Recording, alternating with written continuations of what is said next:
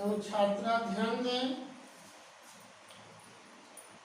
इतिहास में हम आप लोगों के सामने 2 वीडियो रखे थे।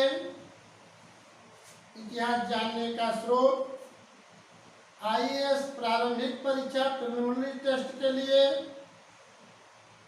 जो प्राचीन भारतीय इतिहास का जो कल्चर है, प्राचीन भारतीय इतिहास का जो कल्चर है, संस्कृति है, उसके अंतर्गत इतिहास जानने के स्रोत को भी रखा गया है, इमारत साहित्य को भी रखा गया है। उसकी हम क्रमबद्ध आपको चर्चा करेंगे। लेकिन आज आप लोगों के सामने विशेष तौर से जो प्रारंभिक परीक्षा आईएएस, पीसीएस और लोअर सबऑर्डिनेट, आरओ, एआरओ समीक्षा अधिकारी के लिए, UGC, TGT, PGT, assistant professor के लिए कुछ हम आप लोगों को विदेशी यात्रियों के बारे में चर्चा करेंगे।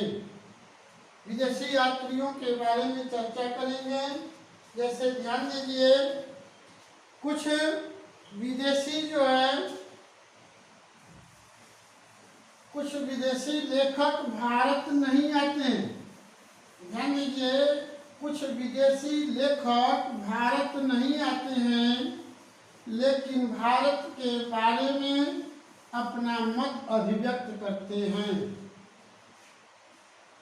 कुछ विदेशी लेखक भारत नहीं आते हैं, लेकिन भारत के बारे में अपने साहित्य के माध्यम से विचारों को प्रस्तुत करते हैं, रखते हैं। जैसे इतिहास के जो पिता हैं हेरोडोटस हैं, और हेरोडोटस भारत नहीं आते, लेकिन अपनी पुस्तक हिस्टोरिका में भारत के सामाजिक आर्थिक दशा के बारे में उल्लेख करते हैं। इसी तरह से प्लिनी हैं, अपनी पुस्तक नेचुरल हिस्ट्री में भारत के भौगोलिक दशा के बारे में उल्लेख करते हैं। टालमी अपनी पुस्तक ज्योग्राफी में भारत के भौगोलिक दशा के बारे में अध्ययन करते हैं। कहने का अर्थ है कि इतिहास के पिता Herodotus, Pliny, Ptolemy, Diodorus, Justin, Arrian, Appian, ये लोग भारत नहीं आते, लेकिन कुछ न कुछ भारतीय ग्रंथों का अध्ययन करके, कुछ यात्रियों का अध्ययन करके भारत के बारे में उल्लेख किए। जैसे जस्टिन है, एरियन है, एपियन है, प्लूटार्क हैं, डायोडोरस हैं। यह जो है मेगास्थनीज की पुस्तक इंडिका का अध्ययन करके भारत के बारे में व्याख्या किए हैं। भारत के बारे में व्याख्या किए हैं। ध्यान दीजिए, विदेशी यात्रियों का जो विवरण है,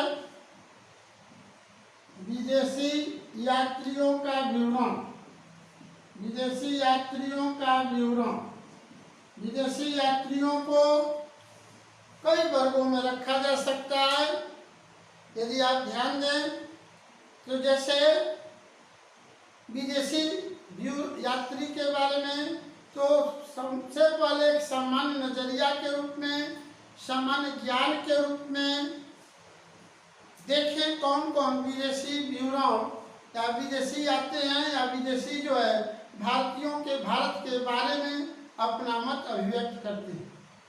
ध्यान दीजिए, नियार्कस है, आनेसिक्लिटस है, अरिस्टोबुलस है, मेगास्थनीज है, डायोमेकस है, डायोनिसियस है, चीनी यात्री फाहियान है, सुंगयुन है, वेल्संग है, वान वेत्से है, हिती सिंह है, मतवलिन है, चाउजुकुआ है, अल-मसूदी है, अल-बिलादुरी है, अल-बरूनी है, इब्न बतूता है, विलियम हॉकिंस है, विलियम फीच है, एडवर्ड टेरी है, सर टॉमस रो हैं, राल्फ फिच हैं, जॉन मंडल हॉल हैं, एडवर्ड टेरी हैं, वर्नियर हैं। इसी तरह से आपका निकोलो कोंटी हैं, अब्दुल रज्जाक हैं, बारबोसा हैं। ये लोग जो है आपको अलग अलग कालों में, अलग अलग राजाओं के समय में भारत में आते हैं और भारत के सामाजिक, आर्थिक, राजनैतिक और धार्मिक के साथ साथ कला एवं संस्कृति, आर्ट एंड कल्चर के बारे में व्याख्या करते हैं। जैसे उदाहरण के रूप में अगर देखें तो टॉमस रो 1615 में नूरुन्नुद्दीन मोहम्मद जहांगीर बादशाह गाजी जहांगीर के दरबार में आते हैं। सर टॉमस रो 1615 में जहांगीर के दरबार में आते हैं और जहांगीर के समय में चित्रकला का सर्वाधिक विकास था।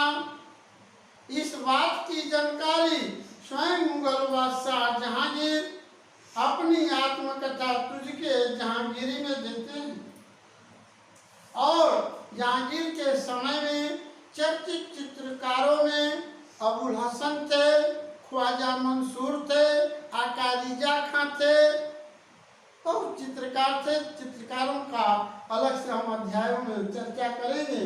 हम यहाँ क्या बताना चाह रहे हैं कि सर टॉमस रो जब ब्रिटेन से चलते हैं भारत के लिए तो जहांगीर के लिए एक चित्र लेकर आते हैं। जहांगीर को प्रभावित करने के लिए तो प्रश्न बनता है कि उस चित्र का विषय क्या था, तो प्राकृतिक। तो टॉमस रो के द्वारा क्या जानकारी मिली कि भारतीय मुगल कालीन चित्रकला के बारे में जानकारी मिली। इसी तरह से आप देखें सबसे महत्वपूर्ण पॉइंट, जैसे देखें नियार्कस है,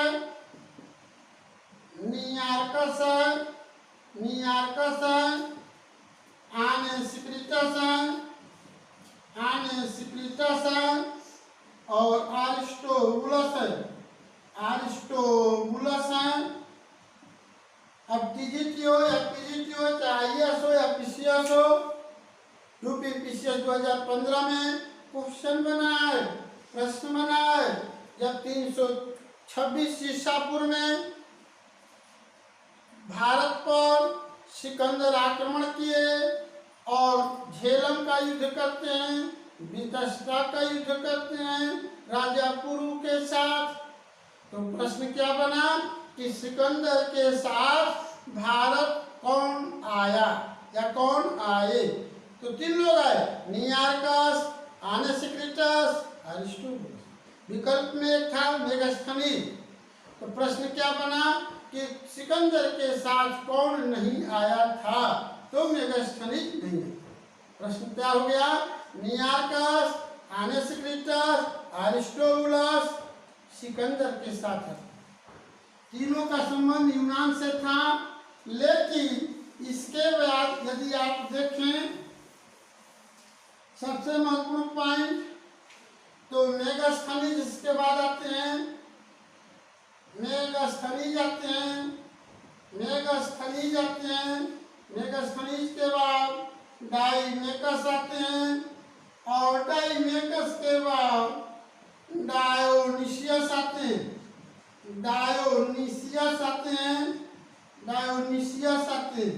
मेगास्थनीज, डाइमेकस और डायोनिसियस। जान लीजिए मेगास्थनीज किसके दरबार में आते हैं, चंद्रगुप्त मौर्य के दरबार में आते हैं और मेगास्थनीज चंद्रगुप्त मौर्य के दरबार में आते हैं और इनको भेजता कौन है, सेल्यूकस निकेटर भेजते हैं। और डाइमेकस किसके दरबार में आते हैं, बिंदुसार के दरबार में आते हैं। और डाइमेकस को किसने भेजा, सीरिया के राजा एंटियोकस ने भेजा, सीरिया के राजा एंटियोकस ने भेजा। और डायोनिशियस किसके दरबार में आते हैं? अशोक के दरबार में आते हैं। आ मन नहीं, शोक मन दुख, जिसको कोई दुख ना हो वो अशोक है। डायोनिशियस कहाँ के थे? तो मिस्र के थे। इनको किसने भेजा? टालमी फिलाडेल्फस ने भेजा, टालमी फिलाडेल्फस ने भेजा। अब यहाँ ध्यान दीजिए, इनका संबंध यूनान से, और एंटियोकस यानी डायमेकस कहाँ से आते हैं? सीरिया से आते हैं। और डायोनिशियस कहाँ से आते हैं? तो मिस्र से आते हैं। सभी लोग ध्यान दें बच्चे लोग। मेगास्थनीज, डायमेकस, डायोनिशियस। मेगास्थनीज को किसने भेजा? सेल्यूकस निकेटर ने भेजा यूनान से 305 ईसा पूर्व में। जब आर्पियानुस जो है स्पष्ट उल्लेख करते हैं कि बाद में सेल्यूकस निकेटर और चंद्रगुप्त मौर्य के बीच में पैक्ट होता है, समझौता होता है। उस समझौते के तहत मेगास्थनीज भारत आते हैं 305 ईसा पूर्व में। सभी जो है सिविल के छात्र ध्यान दें, मेगास्थनीज 305 ईसा पूर्व में राजदूत बनकर भारत आते हैं। मेगास्थनीज पाटलिपुत्र में चंद्रगुप्त मौर्य के दरबार में आपका 14 वर्ष तक रहते हैं। मेगास्थनीज पाटलिपुत्र में 14 वर्ष तक रहते हैं। मेगास्थनीज, ध्यान दीजिएगा, हर जगह सिविल का क्वेश्चन निकल रहा है। मेगास्थनीज अपनी पुस्तक इंडिका में पाटलिपुत्र नगर की प्रशंसा करते हैं। यूपीपीसीएस में प्रश्न आ चुका है कि पाटलिपुत्र नगर की चर्चा सर्वप्रथम किस ग्रंथ में है? तो मेगास्थनीज की पुस्तक इंडिका में। पाटलिपुत्र को पालीग्रोथा कहा गया यूनानी भाषा में, जबकि कात्यायन अपनी पुस्तक वार्तिक में पाटलिपुत्र को कुसुमध्वज कहते हैं। और पाटलिपुत्र नगर की स्थापना उदयन करते हैं गंगा और सोन नदी के तट पर, जो अजातशत्रु के पुत्र थे। उदयन जैन धर्मावलंबी थे और उन्होंने पाटलिपुत्र के नगर की स्थापना करते हैं गंगा और सोन नदी के तट पर। पाटलिपुत्र के विस्तृत नगर का उल्लेख मेगास्थनीज अपनी पुस्तक इंडिका में करते हैं। इंडिका मूल रूप में प्राप्त नहीं है, लेकिन इंडिका का उद्धरण के रूप में Nearchus, Justin, Strabo, Plutarch, Arrian, Appian की पुस्तकों में मिलता है। 1998 लोअर पीसीएस में प्रश्न बना है कि मेगास्थनीज की पुस्तक इंडिका का उद्धरण किन किन पुस्तकों में मिलता है, किन किन लेखकों के पुस्तकों में मिलता है? तो एरियन, एपियन, जस्टिन, प्लूटार्क की पुस्तकों में मिलता है, डायोडोरस। इन उद्धरणों को मिला करके बाद में एक किताब का संकलित किया गया, जिसको अंग्रेजी में अनुवादित करने का श्रेय मैक्रिंडल महोदय को है। मेगास्थनीज अपनी पुस्तक इंडिका में मौर्यकालीन समाज के बारे में उल्लेख करते हैं। मेगास्थनीज स्पष्ट उल्लेख करते हैं कि मौर्यकालीन समाज 7 जातियों में विभाजित था। कर्म के आधार पर वह जो है 7 जातियों की व्याख्या करते हैं। कई बार पीसीएस का क्वेश्चन बना है कि अपने जाति व्यवस्था में तीसरे क्रम में किसको रखते हैं? तो यादव वर्ग को रखते हैं। इसके लिए वही शब्द का प्रयोग करते हैं। इसके अतिरिक्त आप ध्यान दें, मेगास्थनीज अपनी पुस्तक इंडिका में दास व्यवस्था का उल्लेख नहीं करते। स्पष्ट कहते हैं कि मौर्यकालीन समाज में दास व्यवस्था का प्रचलन नहीं था। यूनान में दास को हेलाटो कहा गया है और हेलाटो की तुलना करते हैं भारत में मौर्यकालीन समाज में, तो उस तरह की व्यवस्था नहीं पाते हैं। इसीलिए मेगास्थनीज अपनी पुस्तक इंडिका में दास व्यवस्था का उल्लेख नहीं करते। मेगास्थनीज अपनी पुस्तक इंडिका में उल्लेख करते हैं कि भारत में छोटी छोटी चींटियां स्वर्ण खदान को जन्म देती है। आइए इसका क्वेश्चन है। इसके अतिरिक्त मेगास्थनीज अपनी पुस्तक इंडिका में गुड़ या राम को देख करके कहते हैं कि भारत में बिना मधुमक्खी का शहद तैयार होता है। मेगास्थनीज अपनी पुस्तक इंडिका में जिले के अधिकारी को एग्रोनोमोई करते हैं और नगर के अधिकारी को एस्ट्रोनोमोई करते हैं। इंडिका के बारे में और विस्तृत चर्चा को की जाएगी मौर्यकालीन जब इतिहास का अध्ययन किया जाएगा। इसके अतिरिक्त ध्यान दीजिए, डायमेकस बिंदुसार के दरबार में आते हैं। बिंदुसार को भद्रसार भी कहते हैं, बिंदुपाल भी कहते हैं। इनके कई नाम हैं। सिंहासन भी कहते हैं, सिंहसेन भी कहते हैं। सीरिया के राजा एंटियोकस थे। एंटियोकस अपने राजदूत डायमेकस को भेजते हैं और डायमेकस के माध्यम से बिंदुसार एंटियोकस से 3 वस्तु की मांग करते हैं। एक सोफिस्ट दार्शनिक, मीठी मदिरा, सूखी अंजीर। एंटियोकस दार्शनिक को मना कर देते हैं और मीठी मदिरा और सूखी अंजीर को भिजवाते हैं और दार्शनिक के बारे में स्पष्ट उल्लेख करते हैं कि हमारे यहाँ मनुष्यों का क्रय विक्रय नहीं होता। सोफिस्ट का अर्थ होता है कुतर्क करने वाला। जैसे आपका जो है इस बात की जानकारी डायमेकस देते हैं। सीरिया मिस्री नरेश टालमी फिलाडेल्फस या मिस्र नरेश टालमी फिलाडेल्फस अपना राजदूत डायोनिसियस को अशोक के दरबार में भेजते हैं। अशोक के भी कई नाम हैं।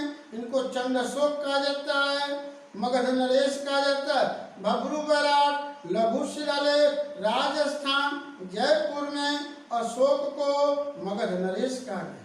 अशोक वहीं जो है कहते हैं बुद्धम शरणं गच्छामि, धम्मं शरणं गच्छामि, संघं शरणं गच्छामि। अशोक त्रिरत्न को स्वीकार करते हैं, भगवान बुद्ध के त्रिरत्न को स्वीकार करते हैं और अपने को मगध नरेश कहते हैं। अशोक को देवानाम प्रिय भी कहा जाता है और देवानाम प्रिय शब्द मास्की लेख में आता है। वहाँ पर मौर्यकाल में चर्चा की जाएगी। ये आपके जो है यूनानी यात्री थे, यानी नियार्कस, अनसिक्रिटस, अरिस्टोबुलस के बाद मेगास्थनीज, डायमेकस, डायोनिसियस। अब आप ध्यान दें, यात्री क्रम में कुछ चीनी यात्रियों की चर्चा की जाएगी।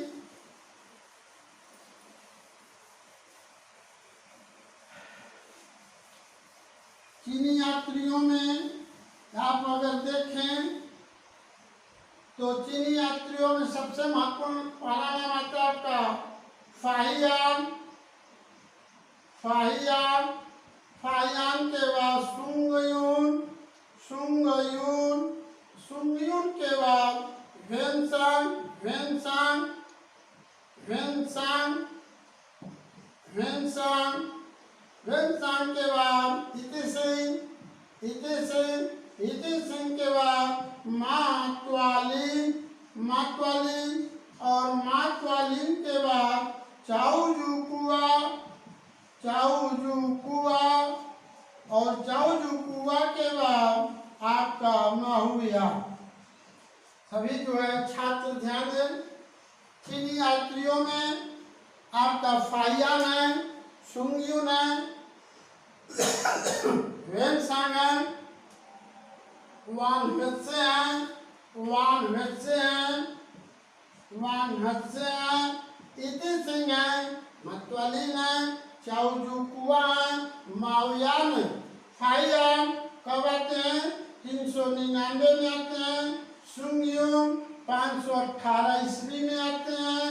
वेनसांग 629 ईस्वी में आते हैं। वान हेत्से 651 ईस्वी में आते हैं। इतिसिंह 671 ईस्वी में आते ईस्वी में आते हैं, चाओ जुकुआ 1225 ईस्वी में आते हैं और माहुया 1354 ईस्वी में आते हैं विजयनगर काल में। जानिए ये सभी चीनी यात्री कुछ न कुछ भारत के सामाजिक, आर्थिक, धार्मिक, सांस्कृतिक एवं आर्ट एवं कल्चर, कला एवं संस्कृति के बारे में अपना मत अभिव्यक्त किए हैं। पहला देखें, फाहियान, सुंगयुन, वेंसान, वानहत्से, हितेसिंह, मातवालिन, चाओजुकुआ, माहुया। सबसे महत्वपूर्ण यात्री इसमें दो हैं, एक आपका फाहियान है और दूसरा वेंसान। फाहियान आते हैं किसके दरबार में? फाहियान आते हैं चंद्रगुप्त द्वितीय के दरबार में। फाहियान किसके दरबार में आते हैं? चंद्रगुप्त द्वितीय के दरबार में आते हैं। चंद्रगुप्त द्वितीय का समय काल 375 से लेकर 415 ईस्वी है। चंद्रगुप्त द्वितीय को इतिहास में विक्रमादित्य के नाम से जाना जाता है। चंद्रगुप्त द्वितीय को देव कहते हैं, देवराज कहते हैं, देवेंद्र कहते हैं, देवश्री कहते हैं, देवगुप्त कहते हैं, सकारी कहते हैं, परम भागवत कहते हैं, विक्रमांक कहते हैं, विक्रमादित्य कहते हैं। यानी चंद्रगुप्त द्वितीय को इतिहास में कई नामों से जाना जाता है। अब आप ध्यान दीजिए, फाहियान, फाहियान सभी चीज आईएएस का क्वेश्चन है। आईएएस प्रारंभिक परीक्षा का क्वेश्चन है, प्रश्न है कि चीनी यात्रियों का भारत में आने का क्या उद्देश्य है, प्रयोजन क्या है, लक्ष्य क्या है। तो ध्यान दीजिए, सभी चीनी यात्रियों का उद्देश्य क्या है? बौद्ध ग्रंथों का अध्ययन करना, बौद्ध ग्रंथों की वृत्तियों का अध्ययन करना। चूंकि सभी जो चाइनीज लोग भगवान बुद्ध से प्रभावित हैं और भगवान बुद्ध 563 ईसा पूर्व में जन्म लेते हैं और बुद्ध की चर्चा अपने स्थान पर की जाएगी धार्मिक आंदोलन में। बुद्ध जो है का सबसे महत्वपूर्ण सिद्धांत मध्यम मार्ग का सिद्धांत है, जिसको प्रतीत समुत्पाद भी कहते हैं, कारणता का सिद्धांत भी कहते हैं, द्वादश निदान भी कहते हैं। चार आर्य सत्य में वो सिद्धांत है। पहला आर्य सत्य क्या है? दुख है। दूसरा क्या है? दुख का कारण है, दुख निरोग है, दुख निरोग गामिनी प्रतिपदा है। तो जो दूसरा आर्य सत्य है वही आपका जो है पॉइंट है। प्रतीत समुत्पाद उसी को भगवान बुद्ध का जो पहला सत्य दुख है उस पर अगर ध्यान दें तो संपूर्ण विश्व में क्या है? पहला लेयर क्या? जागृति में क्षोभ मंडल है। और क्षोभ का क्या होता है हिंदी में? दुख। तो संपूर्ण विश्व में दुख है, सभी को दुख है। वह चाहे मजदूर हो या राष्ट्राध्यक्ष हो, सभी को दुख है। राष्ट्राध्यक्ष को किस बात का दुख है? भविष्य में सत्ता का दुख है। मजदूर का दुख क्या है? अर्थ का दुख है। और दुख सबको है।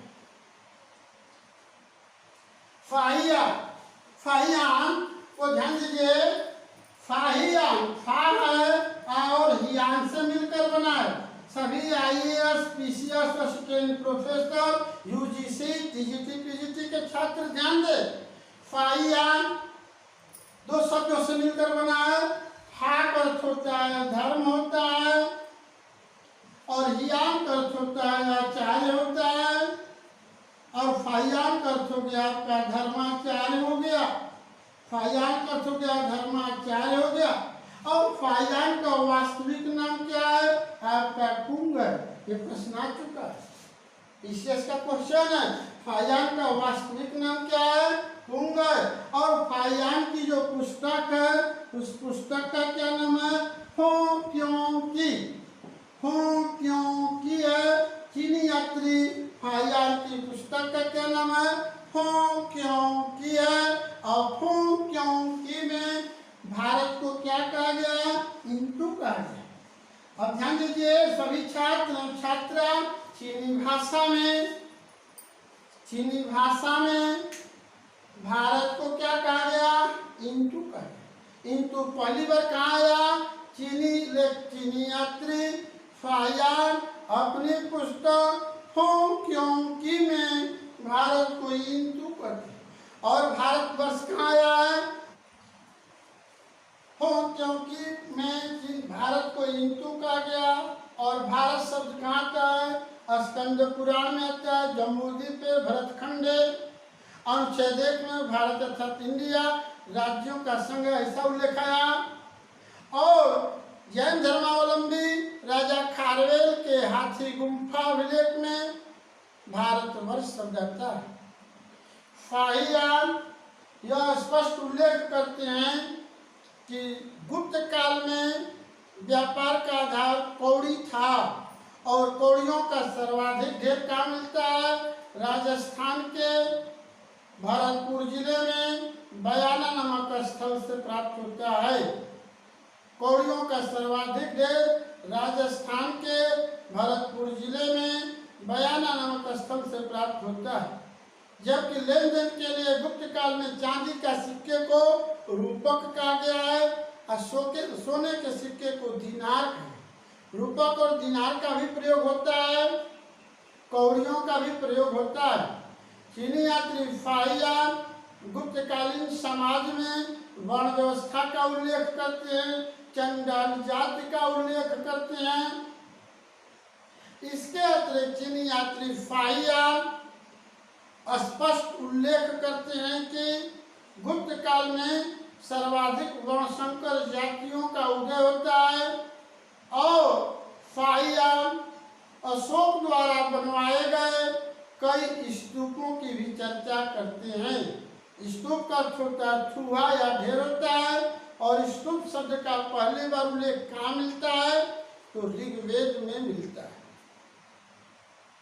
बाकी आपको जो है कोई भी समस्या हो इससे जुड़ा हुआ तो आप गंगा प्रकाशन के YouTube चैनल पर कमेंट कर सकते हैं।